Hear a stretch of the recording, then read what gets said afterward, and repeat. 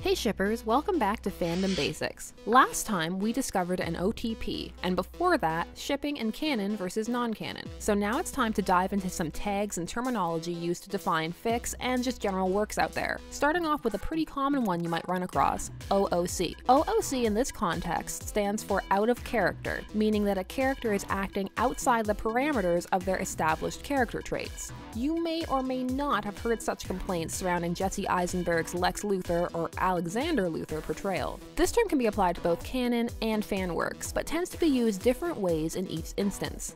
So let's start off in canon works, using the film 2013's Man of Steel and 2016's Dawn of Justice as examples. Warning for anyone who hates spoilers, because there will indeed be some if you have yet to watch the Man of Steel. Let's delve into how a character's actions can be deemed out of character. Spoiler time. Okay, so in Man of Steel, Superman kills Zod in the movie, snaps his neck as hard as Wonder Woman snapped Maxwell Lord's, all the way around. So why did people get so up in arms about this? Well, to examine that, we need to examine what creates a character's blueprints, their personality traits, and the boundaries and rules that govern their actions. These are set out by the source material. In the case of a legacy character like Superman, that means you're dealing with a canon going back to the late 30s, which means, yes, there are many interpretations and versions to choose from. But over time with these characters, there are general traits and motifs set up within the storyline that stick with audiences and begin to form the bedrocks of their personality. With characters that are more well-known, these traits can even become common knowledge in the mainstream outside of fandom. For Superman, these include truth, justice, the American way, a sanctity for life, and an embodiment of all humanity can aspire to be. These have been associated with him for years, even among those who don't actively follow any of his works. So what does this mean for creators? Are they just shackled to the rules from the past? The characters are stagnant and can never behave in ways other than those already laid out? No, absolutely not. A character can do anything you dream up for them. However, since they do have these guidelines and blueprints that make up their personalities, it means that certain actions become more or less plausible. Hence, for something that would be deemed less plausible to take place, the right groundwork needs to be laid to make it believable for audiences, which is doable, but difficult, since you are working against established paradigms. On the positive side, when this is done well, the stories tend to be absolutely amazing.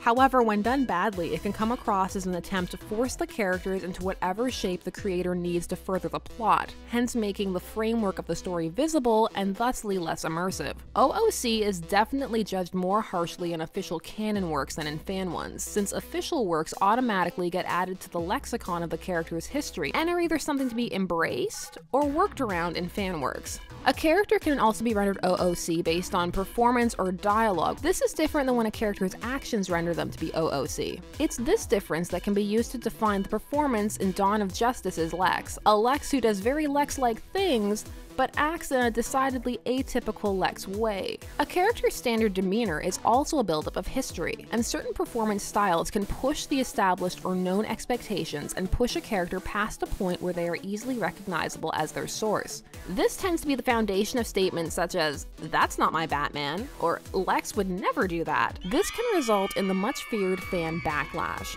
which is a risk all creators take when they decide to do something different. They risk alienating a core audience. However, that does not mean the attempt should not be made. Sometimes completely leaving the box results in something amazing or memorable enough that while it may not become the norm, it may contribute something lasting. However, people's expectations are a powerful thing, and people tend to form profound attachments to characters to the point where even if something new is fascinating, it may not always be fully appreciated at the outset, but it can still gain a slower following over time. This is also different from trying to create an alternate version of a character by completely altering their backstory, since that in turn alters their framework and all expectations can pretty much be thrown out the window. However, if the character still retains the same name and design, those expectations may still remain intact for fans. It must be very stressful trying to see how big the box really is as a creator. So that's enough time for now in the land of the official. Let's dive into fan works. OOC still exists in the fan world, but it is usually taken less seriously, as there can be an acknowledgement on the creator's part that it may be OOC, but it fits their version of the characters, which can be established through different backstories or a completely fictionalized new character blueprint.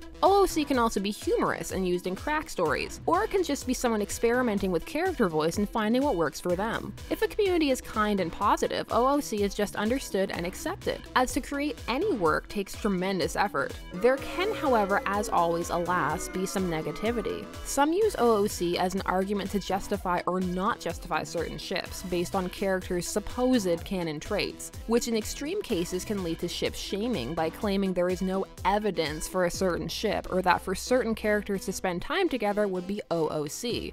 So how could anyone in their right mind ship it? #rude. As always with fan work feedback and just fandom involvement in general, people should be kind. It takes a lot of courage to put something out there for the world to see. And that's pretty amazing, OOC or not. So in the official world, OOC moments become canon, so is the rage against them at that point justified? Well, while it can be annoying, especially when creators try to poorly justify their actions with the, we're the creators, so it's canon argument, which may or may not fly depending upon how you feel about authorial authority, while source material should definitely be respected, and it can be quite upsetting when you hear that actors or creators have just dashed it to the side and just really don't care about it, at the same time, it shouldn't become a shackle that hinders people from trying new things. Basically, that both sides need to be as respected as possible. Yeah, OOC moments can leave you rolling your eyes, yelling at the screen, or on the phone to your friends for hours while you patiently explain why the fact Superman killed Zod makes no sense for the 100th time, or that this Lex was so obviously unhinged you shouldn't trust him to babysit your pet rock, yet alone with any kind of government access. But while OOC can rub fans the wrong way, and it is very fun to complain about, there's nothing better than working up a good nerd sweat, it should never become a point or be used as an excuse to bully others who may have really liked that very same moment, story, or plotline you found to be so out of character. There are many stories to be told and so many different ways to tell them. There's a difference between explaining why something didn't work for you and trying to make other people feel bad for liking something or make them feel like less of a fan. One person's out of character moment is someone else's introduction to a world, a character, or even their inspiration to create an even more amazing version of the character in question. So would Superman kill? Of course, just give him the right circumstances. Or don't. It's really up to you. I just want more stories and works, OOC or not. But what do you guys think? Do OOC moments drive you absolutely nuts, or are you just pretty ambivalent? This was Shipper's Guide to the Galaxy. As always, thanks so much for watching. Don't forget to like, share, comment, subscribe, check out social media to stay up to date, and stay tuned, for there are as many ships out there as there are stars in the sky.